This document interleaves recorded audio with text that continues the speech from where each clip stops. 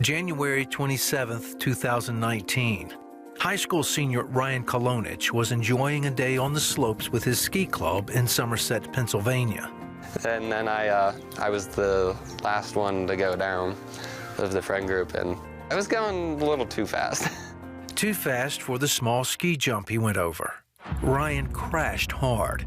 His next memory was waking up stunned and surrounded by the ski patrol. Before long, he was being loaded onto a helicopter headed toward the University of Pittsburgh Medical Center, strapped to a backboard, unable to move. I was scared, I was panicked. By then, it had really sunken in that, like, I can't feel anything below my waist. I was just thinking, like, am I ever going to walk again? That was the only question on my mind. Meanwhile, the trip chaperone had called Ryan's parents, Jen and Rick, now making the 2-hour drive to Pittsburgh from their home in Johnstown, Pennsylvania. I was just terrified. I still didn't know what happened to him. I just wanted him to be all right. By the time they arrived, other family members were already there. He still had his head strapped down, the sea collar on, and his arms and legs were strapped down, and he just started crying as soon as he saw us. You could see the pain in her eyes, my dad's, my uncle's, my grandpa's. You could see their fear. And we prayed, because that's all we thought we could do. Prayed and waited. I got overwhelmed with emotion. It's just awful seeing your kid in that state. That's when I started praying even harder. It was just constant prayer. An MRI revealed Ryan's L1 vertebrae had been shattered and bone shards were pinching his spinal cord.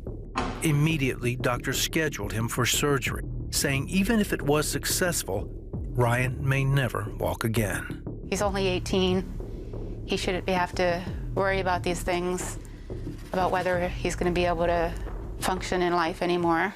The Koloniches reached out to everyone they could think of, asking for prayer. I called my dad right away. I was crying like a baby. I was like, Ryan's hurt so bad. It was very difficult.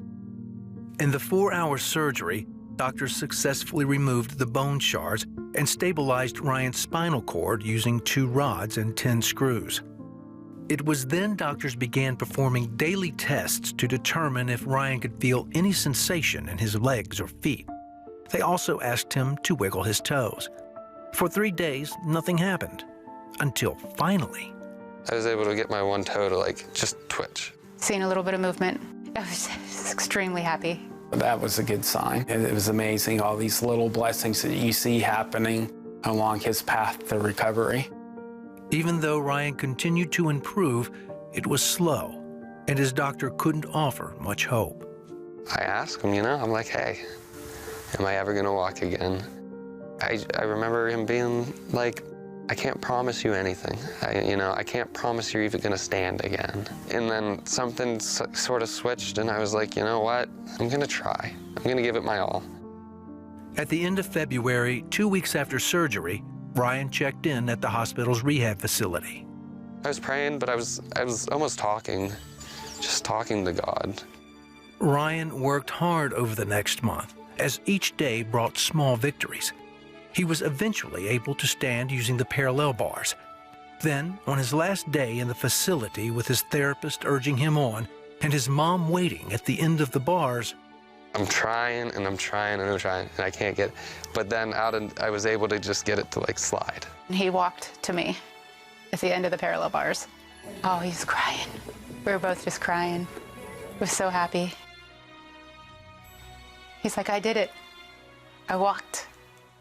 After going home, Ryan continued his daily PT sessions. Now he had another goal: walk the stage at graduation under his own power. I knew that if God could get me to where I was, there was nothing that could stop me. Then, at graduation on June 7th, 2019, the cheers of his family and the crowd pushing him on, Ryan walked across the stage on his own to accept his diploma. Just to see him be able to do that and accomplish a goal he had in mind, and he did it all on his own. It was unbelievable. I was so proud. He said he was going to do it, and then he did it. It was just such a great moment. With the support of orthopedic braces, Ryan is still walking. Now attending college and making plans for his future, He's taking every day one step at a time, knowing the Lord is always there alongside him. God listened. I wouldn't be here doing what I'm doing if it wasn't for him. Like, there's no way. We're just blessed that he's able to walk. Realizing the miracle just to be able to walk, period, was more than a blessing. Through prayer, anything's possible.